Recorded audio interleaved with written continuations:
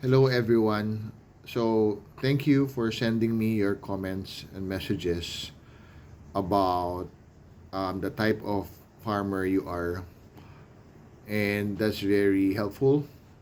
So, now I know who you are and I know your expertise as well as the farm that you are managing. Now, if you can also help me and guide me about the districts in Uganda because I'm not familiar, uh, especially in specifics about the districts in Uganda.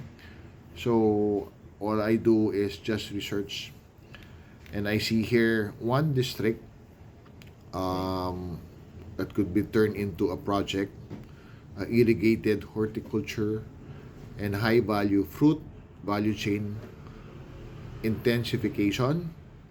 So districts along perennial river basins and irrigation schemes like Gulu, Luero, Hoima, Kapchorwa, Ambale, and parts of West Nile, Karamoja adjacent belts with irrigation pilots.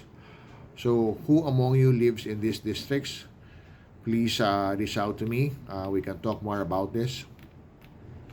And then number two is in central and eastern Uganda, particularly in Mukono, Kamuli, Jinja, Mabarara, and Tororo.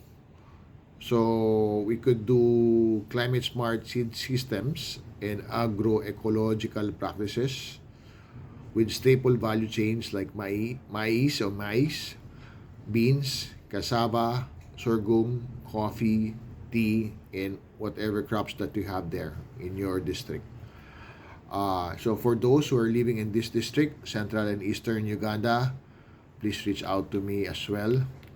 And then what's the I'm also looking for agroforestry projects in central and eastern belts, Mukono, Kayunga, Busia, and Luero.